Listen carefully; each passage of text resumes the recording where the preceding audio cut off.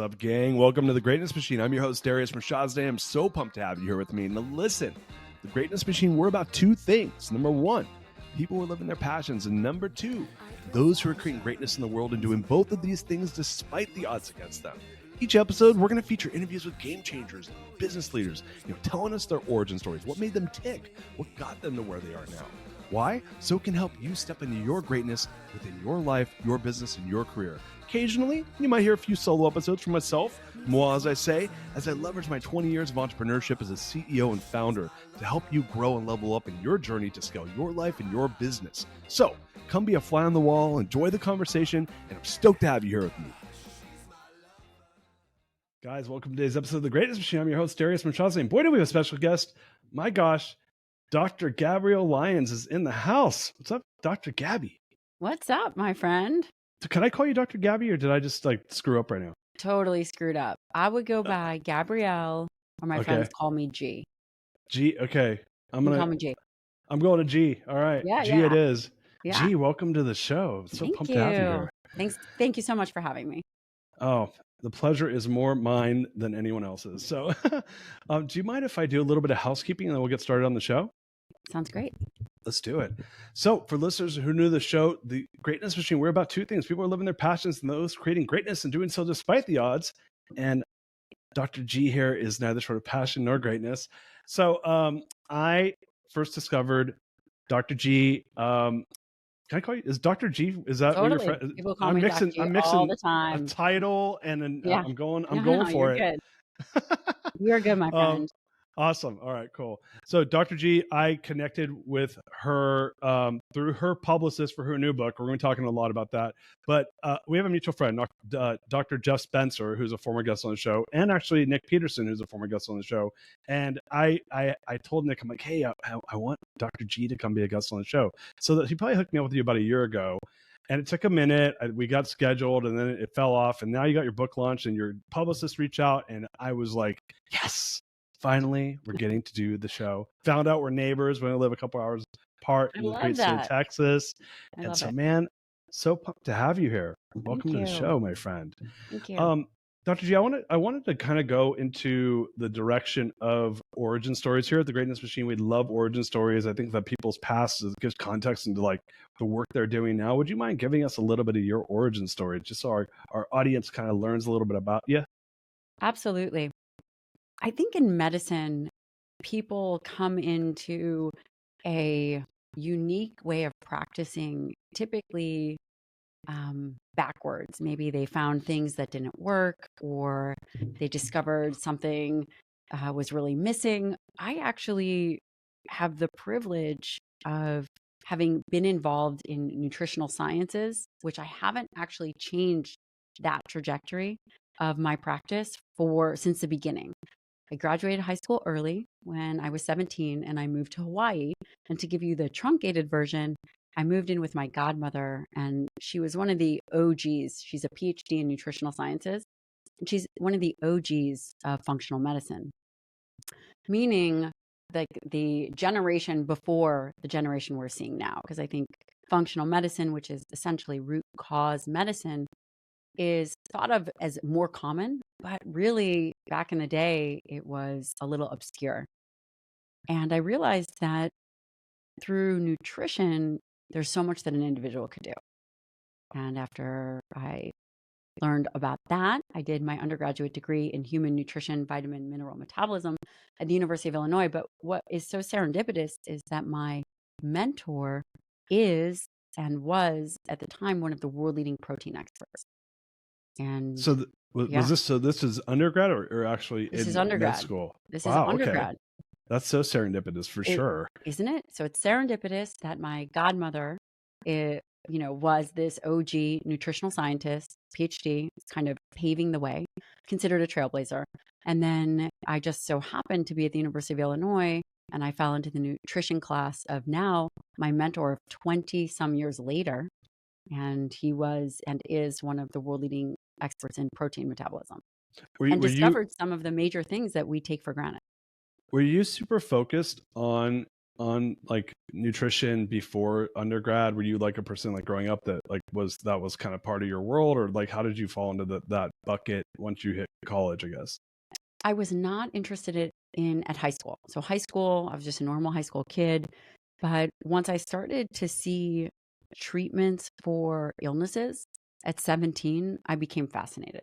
I was actually convinced that that was the way, that food could solve everything.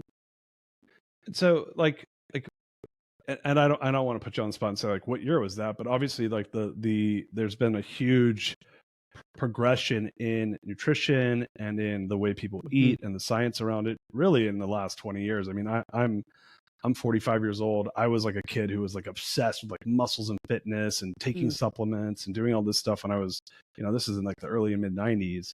And just to see even how much that world's changed, and then to see that others like just the advances in food, in the way we look at food. I think it's unbelievable the way we look at food now, even compared to 20 years ago. So like, how long ago was, again, I don't want to date you, Yeah, but like, how long ago are we talking about here?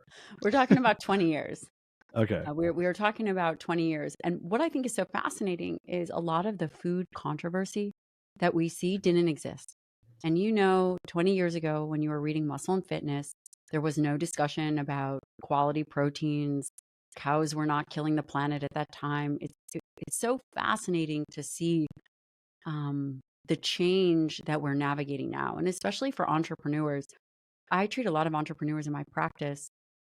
The most important thing for an entrepreneur, I don't care what entrepreneur you're talking to, is their health.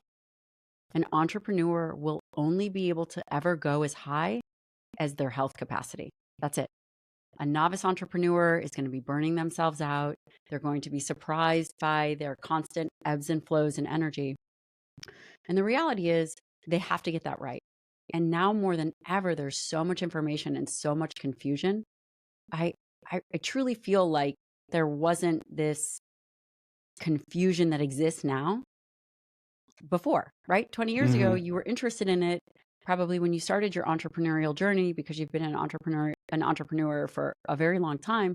You probably weren't super confused. It's only recently, I would say the last 7 years or so, it's become very chaotic. It's a chaos machine. I think that it has to do, can I give you my take on this? I would Just love your because, take. Yes, sir. so I started like really like learning about this 30 years ago, because I was like 15, right? That was when I first was, I'm dating myself, I'm 45. 15 years old was when I was like, I want to get ripped. I want to get big.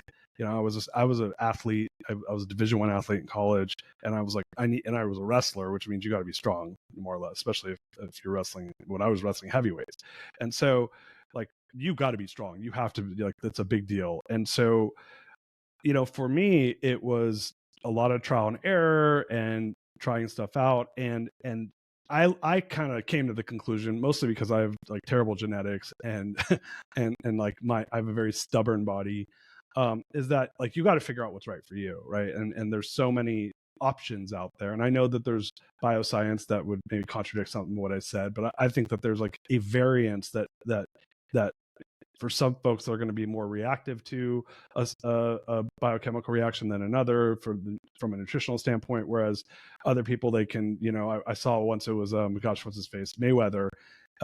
His dad was like ripped, right, super fit dude. He was a former like boxing champ, and he's like, I eat fast food for every one of my meals, and look at me. And I'm like, well, yeah, man, you can get away with it, right? Yeah. And you see the like 95-year-old women that are like, I've been smoking a cigar a day and drinking whiskey my whole life. And I'm like, yeah, you have something killing all those free radicals in your body, lady, not me. Right. so like my perspective is that obviously there's science that has an effect, but I think genetics plays a big role in it. And I guess where I'm going with this is, and I'm talking totally out of school, this is just my own anecdote from living in my body, is that I think that people have access to way more information now. It's coming through a lot more different channels than 10 years ago. You had to go buy a book. If you want to learn this stuff before, I had to go buy a book, right? I had to actually go read. I had to go read a magazine. I had to like decide which I actually care enough to do that. Now it's like I just go on social and I have the Insta, fam or whatever. That's like, Insta fit. And I have all these influencers who are like not showing you the whole thing. They're showing you the part that they want to show you to try to make money off of you. And so I think that there's just like a deluge of information coming from YouTube and Instagram. And I think it confuses people. That's my take. I'd love to hear your take on it. I would agree with you. And that is actually one reason why I wrote this book. I wrote this book for a few very specific purposes. The first one is that this book is dedicated to my longtime mentor. Again, he's my best friend, a mentor of 20 years, and he's an incredible scientist. He has put some of the work into protein research that we take for granted. And for example, that would be, how much protein do you need per meal? What does protein look like throughout the day? He discovered some of these mechanisms that really support muscle health. So I wanted to create a book that took his 40 years of research and makes it applicable to the entrepreneur, to anybody and everybody who is aging, which unfortunately is everybody. And then the other reason I wrote this book is if you have the capacity to do something, you have a responsibility to do it. And I feel very responsible to be able to put this work in a book, like in a book form, so you could give it to somebody so they could read it and not be confused. This book is evidence-based and it provides a pathway for people. They'll know exactly what they need to do, what they need to eat, how they need to do it, how they need to design a plan. They'll know how to evaluate evidence. And I think that that's really important. There's a lot of intellectual integrity in this book. And, you know, what I didn't mention is, yes, I went to medical school, and then I actually went back and I did a fellowship. I did a fellowship in nutritional sciences, geriatrics, and part of my work was obesity medicine. And one of the things that I saw was that the underlying current that tied all these people together wasn't this obesity concept. You know how everyone talks about how obesity is killing the world, which in and of itself, yes, of course, it's an issue. But the undercurrent was this unhealthy muscle that, you know, just you couldn't deny it. And I realized that for the last 50 years, people have been trying to fight this obesity problem. And when I say obesity, what are some of the things that ride alongside of unhealthy muscle? It's, Darius, it's all the stuff that you care about. It's heart disease, it's cognitive function. These issues are issues related to metabolism, and the metabolism, the center of the universe for metabolism is your muscle. When you say unhealthy muscle, what do you mean by that? Wonderful question. Unhealthy muscle is, there's, you know, we're making this very binary, right? It's like this, and this, but typically it's a chicken soup of things. One of the things that makes unhealthy muscle is decreased flux. Simply stated, sedentary muscle is unhealthy muscle. You could be lean and not overweight and not be moving, and you have unhealthy skeletal muscle. So like, is that like skinny fat? Is that what we're talking about here? Skinny fat, and you might not even look skinny fat. But yes, it's skinny fat, but it's also anyone who is not exercising has unhealthy muscle. And again, there's other ways that this shows up. It shows up in issues with blood sugar. It shows up in issues with triglycerides. It shows up in issues with energy. The majority of your mitochondria exist in skeletal muscle. And again, these are just a handful of things, but let me put it in context to you visually. Do you like steak? I love steak. Do you like a marbled ribeye steak? I don't eat it that often, but I do like it. I eat lean steak. Okay. Yeah. Let's imagine that lean steak is healthy muscle. The lean fillet is what healthy muscle looks like. Fat infiltrated through muscle looks like a ribeye. That's unhealthy muscle. It takes time to develop, but ultimately, unhealthy muscle develops fat. You know, we get fat not just on our body and on our abdomen, but we get fat within our muscle. And the fat within our muscle changes our metabolism.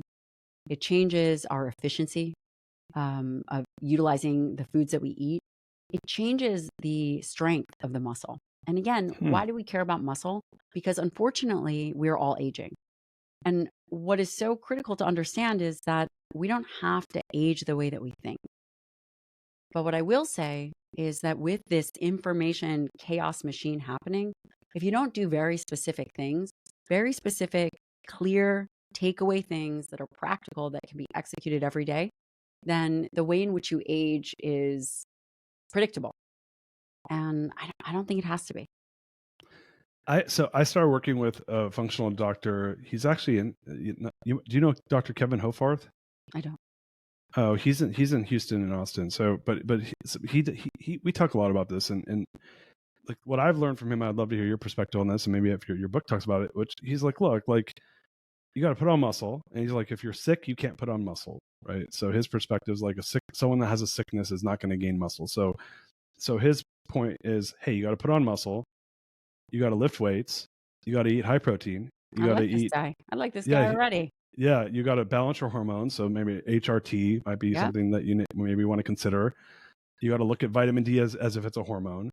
And yeah, and if you have excess body weight, you need to fix your insulin. You need to like cut out all the carbs with the exception of like leafy greens and like low glycemic carbohydrates and that non-starchy carbs, and like go get to work and get all and until you do that, your body's mechanisms are going to be jacked up and you're going to have problems. So that's like, I think that's maybe overly simplistic, but I would love to hear your feedback on this, because this is the feedback I've been given, and I'm like, all right, well, go get to work, take in a bunch of protein and go lift heavy weights and clean my diet up, and all will be good over time. And I've had pretty good results out of it, but I'd love to hear your thoughts. I think this guy is right on the money. We have to really understand that muscle is the pinnacle of health and wellness. Let's talk a little bit about what muscle does. We think about muscle as it relates to aesthetics and looking good naked, which all of that matters, right? Everybody wants to look good naked. But it is also an endocrine organ, and it's the largest organ system in the body. So right there, that should blow everybody's mind. Darius, did you know that skeletal muscle is an endocrine organ? So when we say that, are we saying that it's because I did not know that, and I know a little bit about this stuff, probably more than the average bear. But are we saying that it is an endocrine organ because it is like reacting and to like insulin and No. or why? What when you say that, what does that mean An for the endocrine organ layman? is an organ that secretes hormones and Okay. peptides that travel throughout the body that work locally, right, on the muscle, and then also work systemically. So it works locally, systemically, on cells next door, those kinds of things. And when you contract skeletal muscle through resistance exercise and cardiovascular activity, skeletal muscle releases myokines. Okay. It is a organ system that releases these peptides that then, which are small proteins that then travel throughout the body and balance immunity. We've all heard of this cytokine storm. Exercising skeletal muscle has the capacity to balance low-grade inflammation. Okay. That's incredible. It functions as as this organ system that produces myokines, and it does other things. We think about exercise and endorphins. What about actually exercise increases cathepsin B and irisin, these other myokines that, one of them or a handful of them actually trigger BNF release in the brain, What does BNF release mean? which is brain-derived neurotrophic factor. Oh, wow. Okay. Again, this is all critical for your listener to understand because they can't get away from understanding some basic mechanics of their health and wellness. Because if they do understand these basic mechanics and the things that are important, they're going to be much less likely swayed by the information overload that is happening. Again, skeletal muscle is an endocrine organ. When you contract skeletal muscle, it secretes myokines. These myokines affect the immune system. They affect the brain. They help with brain regeneration. They help with thinking. They help with cognition. It also affects the liver and other organ systems as it relates to nutrient partitioning, which is simply a way of utilizing the foods that you eat. So that's one aspect of muscle as an endocrine organ. The other thing is that skeletal muscle is your site, it's your metabolic sink. So it's your site for glucose disposal. What is glucose? Exactly what your functional medicine doctor was talking about. It's the carbohydrates that you eat. And glucose is toxic at high levels. We do need some glucose, and our body can make it. But skeletal muscle is the place that we get rid of it, that we dispose of excess. So, as you can imagine, if your skeletal muscle is unhealthy, your blood sugar is going to slowly rise. And, a great way to think about it is a packed suitcase. So, think about going on a trip Hmm. and, you've got this suitcase to pack and you're packing all your clothes in, and those clothes would be carbohydrates. And ultimately, you've overpacked this muscle. This muscle has clothes in it, also known as carbohydrates and fats and all of this stuff. And then it's so full that your suitcase is just overflowing. Your muscle does the same thing. And you overflow these substrates and they go back into the bloodstream. So is this like, and again, I'm a simplistic person, so some of my maybe more holistically minded, like functional medicine educated listeners might know exactly what you're talking about. I'm gonna speak in Darius talk. So is this like when I eat too many carbs, why I feel bloated and my muscles are like, or people will carb load and maybe before an event where they have to burn a bunch of calories because they're storing this in Yeah, their muscles for then later use. But to your point, if I have too much of it, now I'm going to have a release in my blood of an extra insulin, extra all this bad that's right. stuff that I don't That's need. right. Is that basically what you're saying? Yes. So you will fill liver glycogen and you will fill muscle glycogen. And once the muscle glycogen is full, there's nowhere for it to go. So if muscle glycogen is full and you're overeating and you're not exercising, then you have issues with glucose regulation over time. And this And so becomes a problem. let me ask you your perspective on this, because I want a listener who's like, yeah. This like, how people get like, there's people that get this and do it. And then everyone else is like, yeah, but I got life to handle, Dr. G, this sounds like a lot of work. Right. And I get like, look, a lot of our listeners are going to be on the far end of the spectrum of like giving a shit about like take care of themselves. Um, but what like for the average person, like why would they want to read this book, and what are they going to get from it that's going to teach them something that's going to help them, I guess, be able to take this information and go to the next level? And I'm going to use an example right now because this happened to me, and this is going to be someone that I think so Ben Greenfield, did I Yeah. say his last name right? Yeah. So Ben came and spoke at I was chairman of this program at MIT, and he came and spoke. I brought him in through a friend, and he's like going through his stuff, and if you know him, then the guy's like, it's kind of like ridiculous, right? Like Yeah. He's super uh, fit. yeah, he's super fit, and his perspectives on this stuff are really extreme. And one of my friends, who's this awesome guy, who's an entrepreneur out of Tahoe, is like, he's like, dude, like, you're trying to teach us how to fly an F-16 jet. Like, we just Right. want to fly like a little Cessna, right? Because he was going so deep on this stuff, and I feel like a lot of times, like, for people that don't do this all day every day, going back to our early part of our conversation, I think it gets confusing because the science is technical, right? And at the end of the day, people, I think, have to eat, right? They're always like, you're always hungry, so it's like every meal is an opportunity to screw your day up or make it better, right? Right.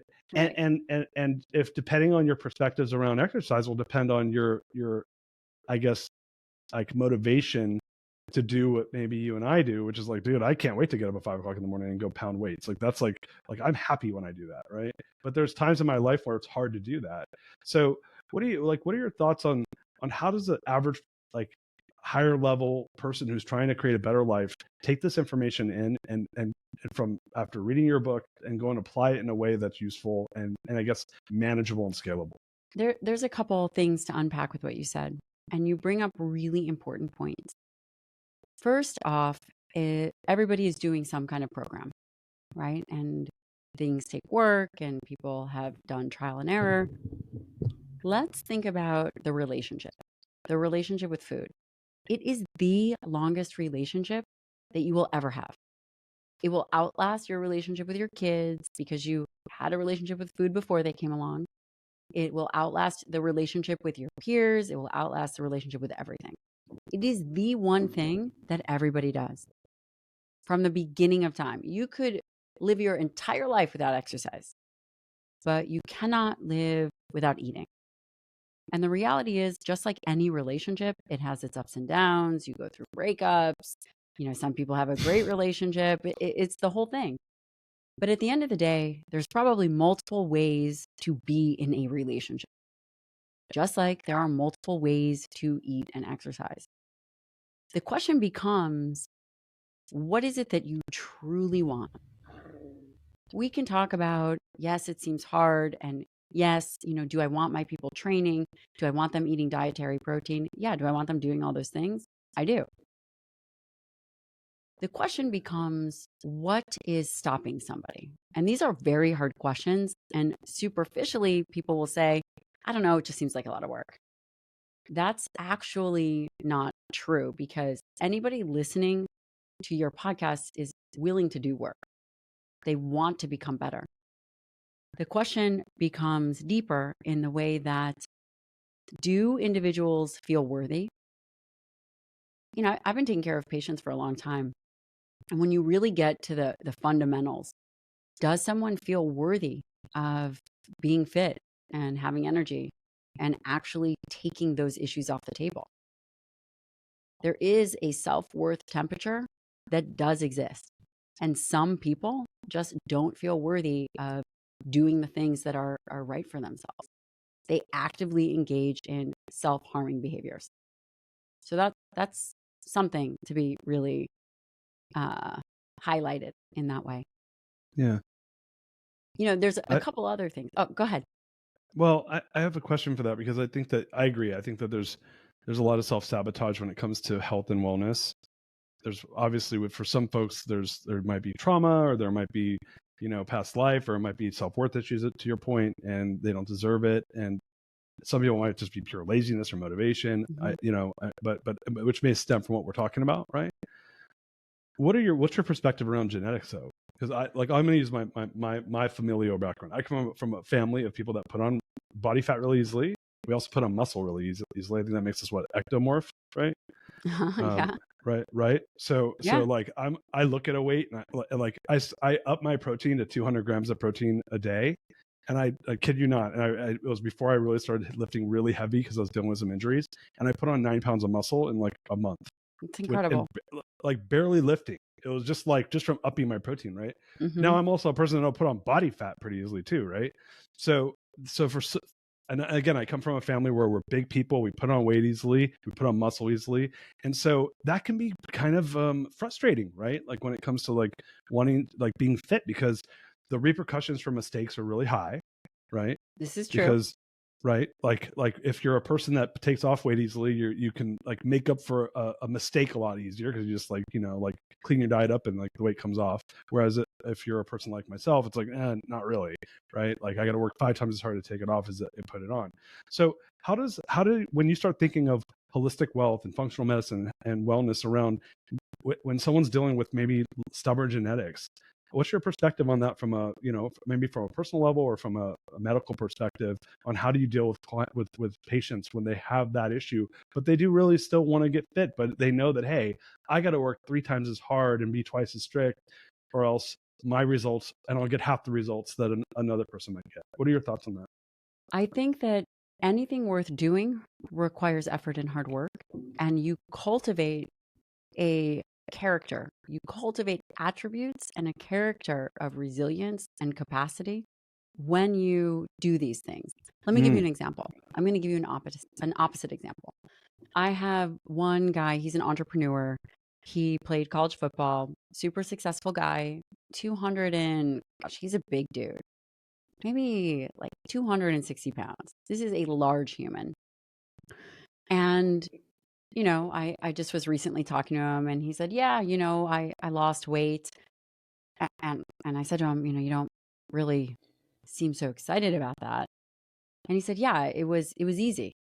It was easy. And I had this moment of insight that it was about the effort. It truly is about the effort. So giving this guy the body of his dreams and not having to work for it didn't make him feel good. He didn't care, because there is something innately human in putting in the effort. Genetics definitely plays a role. Genetics plays a role in someone's capacity to put on muscle, Some people have obviously faster metabolisms. There's all ways that genetics play a role, but genetics are only part of the story. Because let's say somebody had perfect genetics and they were able to slip up or do all those other things, but the reality is they still wouldn't feel like they're being in integrity. There's something very powerful about saying, you know what? Whatever the outcome is, here's the effort that I'm willing to put in and be consistent and execute. And this will not just give me a healthy diet and lifestyle, but will ultimately create and refine attributes of a person. And that's what I think ultimate health is about really Mm. cultivating attributes. It's not this idea of here's a perfect diet and here's the exercise, but it's the things that you do to get there. And that becomes really critical. And it's just like with your business and with anyone who's listening that does business. If you are handed $1 million and you are a trust fund baby, how, and we've all seen how their, no offense to trust fund babies, but we've all seen how their life works out for the most part. True or not true? Yeah, I take offense to trust fund babies, so fuck those people. But true or not true? No, true, exactly. Like there was no appreciation about the effort that went into it. Therefore, like it's frivolous, and they can do whatever they want because there's maybe more. Or they didn't put that effort in. Like what you made me just think of right now actually is it's like who do I need to be? Like what type of a person do I need to be That's to exactly get the right. health I want, right? And am I going to That is show up exactly right. every day and be that person? Because it's not about like yes, the outcome of having a six pack or whatever is great, but it's really more about who are you trying to be as a human? Am I trying to be a healthy person, or am Right. I trying to be someone that just like looks good in the mirror and maybe does it the wrong way? Because you can probably get really thin in a lot of bad ways, right? You could probably get really muscular in a lot of bad ways if and then there's something that's long term, which is health. What do you And think about how are that? you, again, this goes back to the concept of thinking about a trust fund baby, right? So you said, well, what if someone doesn't have the good genetics and can be frustrating and all that stuff? In my mind, well, are you really executing 100%? First of all, do we know that Hmm. we are executing 100% of the time and doing all the things necessary? I will have to say, I very rarely had people executing and being incredibly disciplined, and it was just all their genetics. This is the truth. I have very rarely seen that. Again, there's a ceiling for potentially muscle and cardiovascular, how great someone could be. I'm never going to be an Olympic athlete. But the reality is, you gain so much more. This book is, I'm going to tell you a secret. Okay. I'm going to tell you something. Yeah, I love Um, secrets. I, I really strive to change people's lives, and medicine is the modality that I use to do it. I love that. So yes, I'm a physician, and yes, I want people to lose weight and do all these things, but that is just my entry point. That is truly the entry point of what I ultimately want to see. And what I ultimately want to see is I want to see people living without physical restrictions, physical and mental restrictions. And the easiest way to do that is to pull the physical lever. When did you realize that's what you wanted? When was that? Like, I mean, is it something that evolved over time, or is it something you're No, like, always, really? always. Like what's the first time? Like, how old were you when you're like, this is like, I know this is what I want? Were you young? Well, I mean, I knew that I was going to medical school by the time I was 17, Wow, really? and I've never changed from this path. And originally, I went into psychiatry because I was very interested in the mind. Psychiatry wasn't the kind of practice that I was looking for. It's a lot of medication. It wasn't really, I felt very limited in the capacity to truly help. And then I did family medicine. So I did psychiatry for 2 years, and then I switched to family medicine. But from the beginning, I realized that my entry point to really getting the best out of people, I'm actually a people person, and getting the best out of people, the way that the most intimate and the closest way to do that was through medicine. And you leverage people's physicality to ultimately unshackle them. It unshackles them physically, but most importantly, it unshackles them mentally. So hopefully by the end of this conversation, you're not going to be thinking about your genetics, and neither is anybody else who's listening. They are going to be thinking, what number one, there's no hack for hard work. Number two, I should be doing difficult things because I can. And number three, what is the science behind creating a foundation of execution and a plan that I'm going to implement? And I think by understanding those things and pulling that physical lever, then by reducing any kind of physical limitation, again, you ultimately reduce any mental limitation. The rest, it's incredible at how life transforms. So Yeah. that is, I love it's just so fun that I'm not actually having to do a science podcast for the first time. I very rarely do non-science based podcasts, but I'm actually much more interested in the non-science and intangible aspects of the human being. Truly. Yeah. Well, I mean, like, look, I mean, number one, thank you for that. And I think the reality is that there's probably a pretty small percentage of humans on this earth that really truly understand the science side of this. And then there's the other 99.9% that want the effects that you can help them create, that this work's going to go do the health, do the really help the humans, like create the impact you're talking about. And I love what you're saying, because, I'm a person that I've gone through a really transformative, like kind of mental, spiritual thing over the last couple of years. And I consider myself a self-improvement athlete. But sometimes you have to get thrown off the cliff to like and hit It's the the ground. only way. It's the only way. You have to get thrown off the. Yeah. But It you know sucks what? when That is but it's the worst. I'm just you like, got you know what? This is you're a like, good oh. season. But you only are ready when you hit rock bottom. Yeah. You only are ready when you're disgusted with yourself, whatever that is. It doesn't have to be physically, but that's when you're really ready. You're really ready to move the needle. And everybody has the capacity. And ultimately, we have really softened our society to stray away from hard work and move away from this physical proudness, to have this physicality. I'm stressed, I'm going to go jump in a hot bath or have a glass of wine or whatever people do. And it's the exact opposite of how we need to cultivate our humanity. And again, this book is about being forever strong, but it is a nutrition plan. It talks about the foundations of health and wellness, which really begin in muscle. Skeletal muscle is everything. It talks about the way in which we've come to where we are now. Why do we have so much confusion? It does do a little historical deep dive, which is very fascinating. And then it does tell you about training and how to train. But the most influential parts of this book is really the experience. I don't know if you know this, but my husband is military. I take care of a portion of my practice is all elite warfighters. And we learn things over time. We learn things from the archetype of the people that we care for.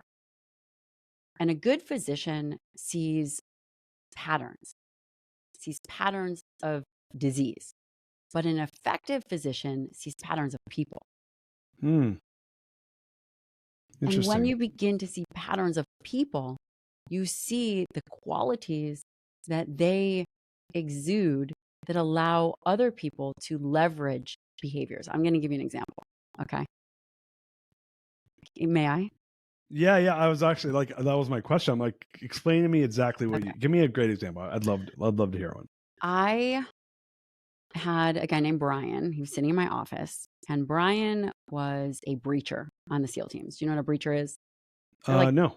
They're like the muscle of the team. So they're the guys that they blow things up. How guys just love to go in and blow things up. This guy was a huge Texan farm boy, massive dude. He'd been in the teams for about 15 years, multiple deployments to some of the most dangerous places on earth. Never been injured. I've been in war, been in gunfights, and came out unscathed. Was home, and he was on his motorcycle, and he was going 5 miles an hour. Brian was taken out by a 17-year-old girl texting and driving. Oh. He lost his leg. Brian lost his leg, ended his career of a alpha warrior in a second. Wow. And he's in my office, and he's sitting there, and you don't know this, but you will know this. I'm 5'1". I'm 105 pounds. I'm a very small human. And I'm kind of the mama bear, right? I'm married to a SEAL. I take care of a lot of these guys. And he's sitting in my office and, I'm like, Brian, how are you doing? I'm thinking he's going to go, oh my God, I cannot believe it. Here I am. I just ruined my career, right? So I'm telling this whole story about it. And he looks at me, he's like, Doc, what are you talking about? I'm tired. I'm having this phantom limb pain. I got a lot of pain on this stump. And I'm like, no, Brian, how are you feeling? Like, how are you really feeling? Don't, tell me. And the guy looked at me like, I swear to God, I asked him for a box of tampons. He looked at me like I had just said, do you have a box of tampons? And he goes, Doc, I just told you. Oh, you mean my leg? And he goes, that was 6 months ago. Wow. So at that moment, I realized that most people don't get over things in their life from 6 years ago, from years, whatever it is. And those that really achieve optimal health and wellness, they don't have a narrative about the things that happened to them. It happened, you process, and you move on. Yeah. There is no story about the thing. There is only execution. And it dawned on me that, and I'm going to tell you a little bit more of the story, is that I called my husband and I go, honey, Brian was in the office. He's like, yeah, I know. He called me. And I said, well, you won't believe it. I asked him how his leg was. And, I'm listening to my husband. So, I go into this whole story about how Brian was this big, strong guy. He knows him and he knows the whole story. And I hear dead silence on the other end of the phone. And he goes, babe, what are you talking about? That was 6 months ago. Here I am like the total asshole. And it's those kinds of behaviors that we can all learn from. And you don't have to be a Navy SEAL to embody some of these things, because mental toughness requires constant pruning of this nonsensical thoughts. But it really showed me, and I think it's an example for all people, that those that ultimately reach any pinnacle, and again, I focus on health and wellness. Medicine is the modality that I use to really get to the underpinning of people, but there is no narrative. And there shouldn't be a story that holds people back. It's not about, I couldn't get this done, or I have Lyme disease, or I have hypothyroidism, or I have low testosterone. Brian could have given a list of 500 things. Sure. But he had moved on. Again, we're not all SEALs, like I get it. But we are all humans that have the capacity to control any kind of narrative that happens. And once you can really, grab that, then the rest, I think, is so easy. So. Yeah. I love that. I just heard, like, you're my wife and I'm me, and she's like, how does that not bother you? What happened in your business? I'm like, babe, I can't even remember it. I can't remember yesterday. I think you have to have some of that in you in order to to do big things, to your point, because there was a book, Power One More by Ed Milet, and he talks about. Ed, by the way, is a patient of mine, and he's very public about it. I love him. And he's public about it. It's no secret. He is also another example of someone who just has incredible mental fortitude.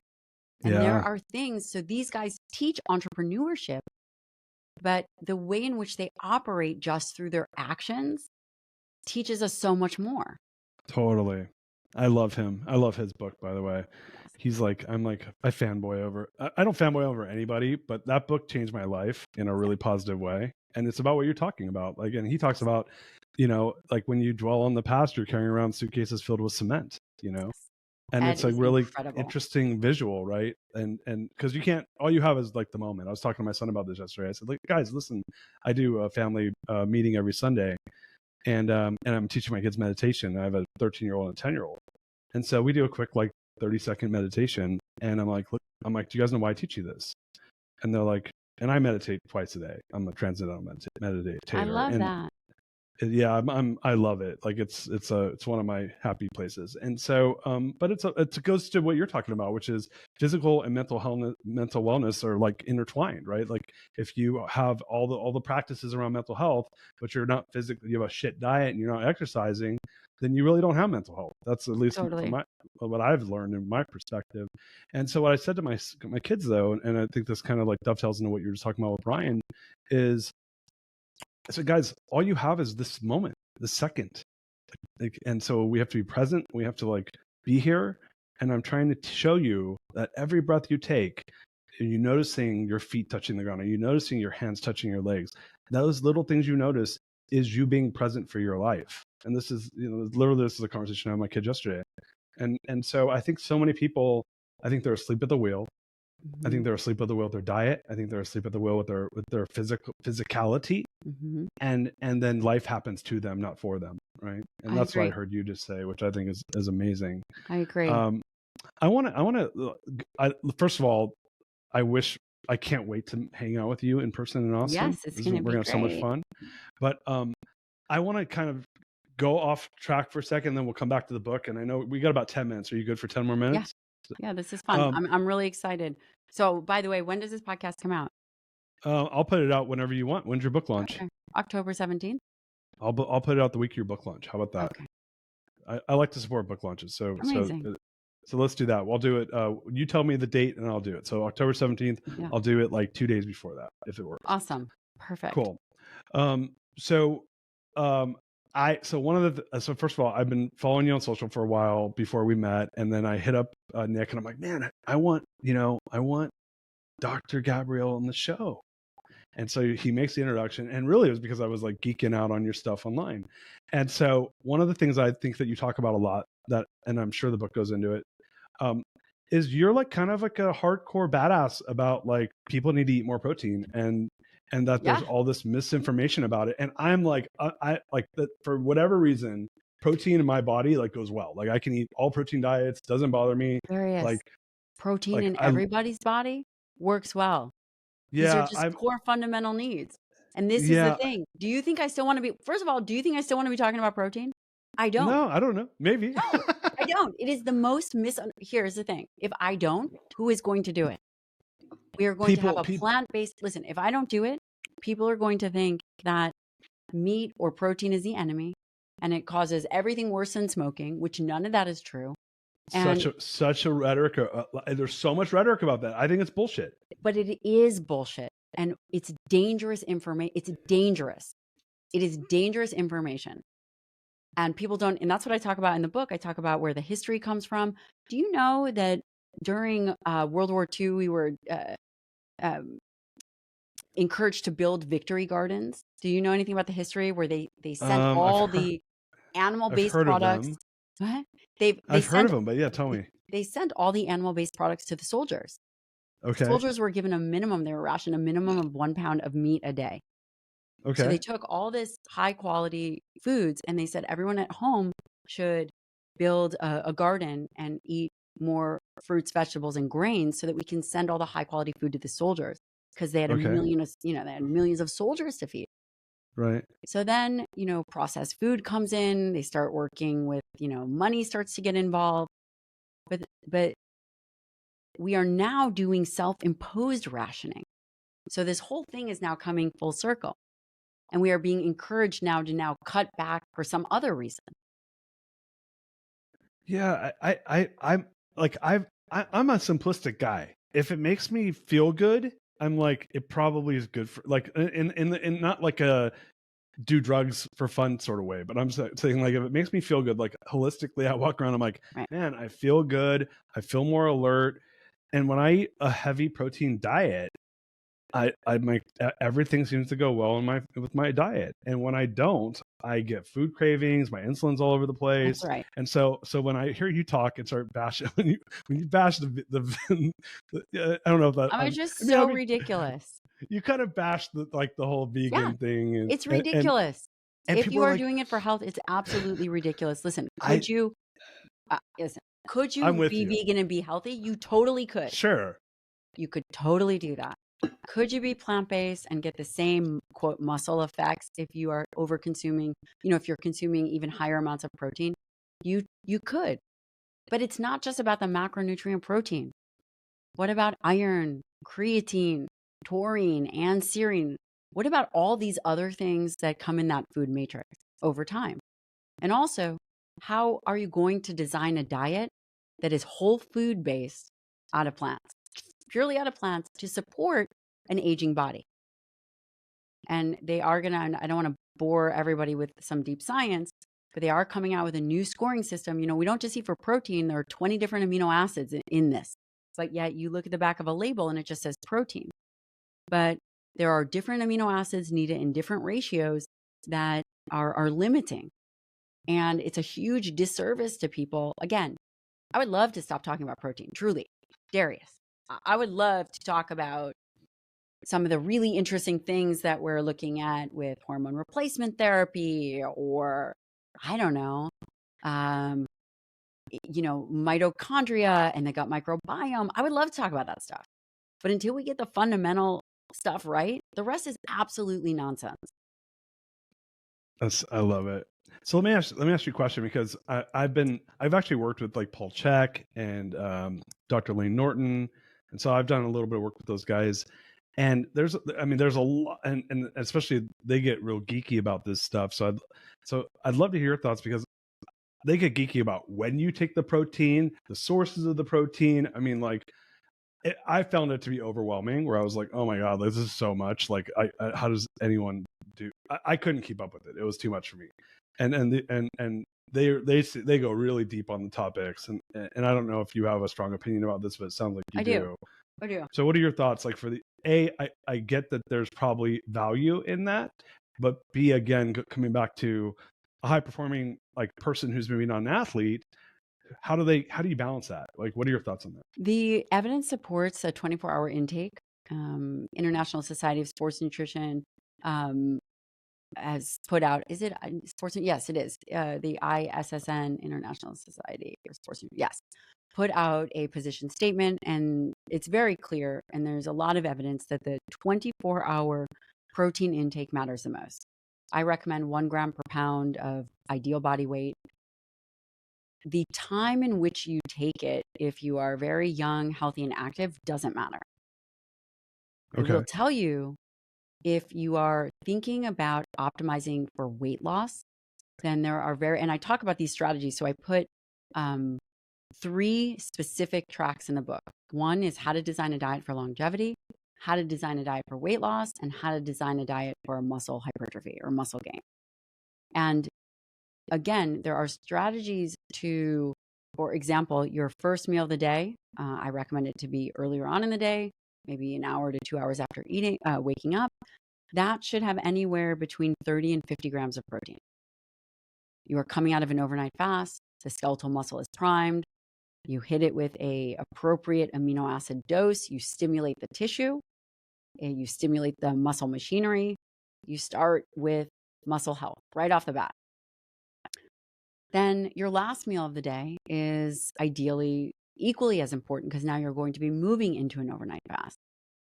And that could be 30 to 50 grams of protein. So you front load and back load this dietary protein. The only time I think there may be some benefit of timing protein after a workout is if you're older, or you have some kind of catabolic challenge, meaning you have some kind of infection or you're sick, because blood flow is there's a lot of blood flow to skeletal muscle. So there's some reason as to why. And I do think that, again, it's probably more important if someone is eating a lower protein diet to get that dosing right. And it's, it is not complicated. I say that we simplify it and put together a protein hierarchy, and that would be the total amount of protein per day. The next would be, how do you divide that in meals? And then finally, the protein, quality. So it would be total quantity,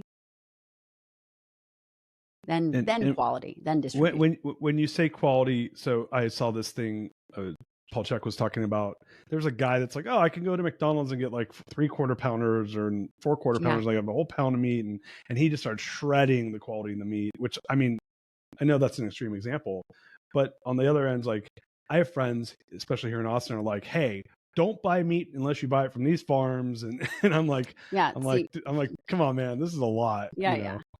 Yeah. I think that is, if you can do it and you have great farms and that's what you want to do, and you can pet the cows and sing to them and do all that stuff, I think that would be amazing.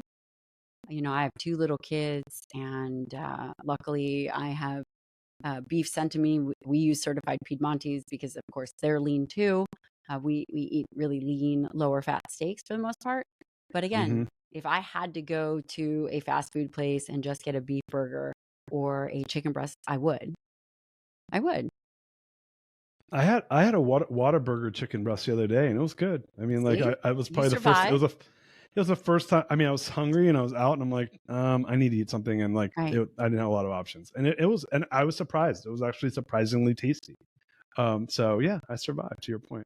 I know we're running late on time here, but so look, the book is coming out. Did you say October 17th? Is that right? October 17th. Yep. Oh my gosh, I'm so excited. Forever Strong, a new science-based strategy for aging well, you guys, comes out. You have to go out and support our awesome Dr. Gabrielle Lyon. Dr. Gabrielle, I know we're wrapping up here. Where can people connect with you? Where can they get the book? All those good things, and then some. You know what? I'm thinking you should probably release this episode earlier than a few days before, because we have a ton of bonuses. Oh, so you once tell the me book when. comes out, so we have tons of bonuses, like free bonuses. I have a workout library that I shot. Took days. It took like 2 days to shoot. And by the way, I could never be a fitness influencer because this would not go well. So we did a whole library. It has anywhere from upwards of 80 videos. Wow. And that would come with a purchase of the book, or it might be a few I think it's one copy of the book. We have ebooks. We have a community where I do live Q&As, and we have over 1,000 people in the community. They message me questions all the time. I'm very engaged, and there's just all kinds of things. And then we have an event January 13th and 14th, which I'm hoping you will be at in Austin, downtown Austin. But yeah, so I would suggest going to my website at drgabriellelyon.com, or forever. Yeah, go there. You'll see all about the book stuff. And, you know, I'm on Instagram and Twitter and YouTube, and I have a podcast that is great. So I strongly suggest people check that out. And that's called the Dr. Gabrielle Lyon Show. Yes, it's badass. I've listened to it, and you are obviously a rock star on the mic. So keep up the good work. Thank you, my friend. Man, Dr. G, I'm so pleased to have gotten to spend time with you. Yeah, I'm so pumped for all the work you're doing. I'm so excited to hang out with you when you come to Austin. Thank you so much. So much gratitude from here at the Greatness Machine to you. Oh, thanks so much. Thank you for having me on. Yeah, the pleasure was definitely ours. So, audience, please go ahead, support the book. I'll make sure I get this out. I'll find a date offline with Dr. G. We'll make sure we get you guys all the stuff you need so you can get all the special treats when you support her book launch. Until next time, peace out. We love you, everybody. Take care.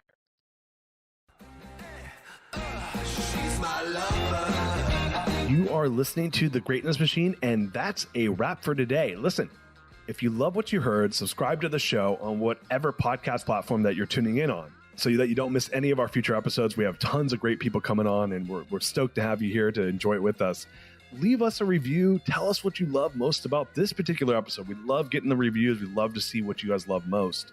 And if this particular episode, made you think of someone who's leveling up in their business and in their life, print screen, share it with them. Leaders are the best givers, and after all, we're all here to support and grow with each other. And in case you want to see some of the fun behind the scenes shots or some of the things that we're doing, I'm actually writing about this in my weekly newsletter. Go to www.therealdarius.com and subscribe to my newsletter. We're talking about fun things like business and life and mindfulness and cryptocurrencies and gosh, I don't even know, everything and anything, but it's tons of fun stuff I write about. I try to get it out on a weekly basis. You can subscribe at www.therealdarius.com. And with that said, look, thank you guys so much. I appreciate you. I love you. Peace. We're out of here. See you guys on the next one. my lover.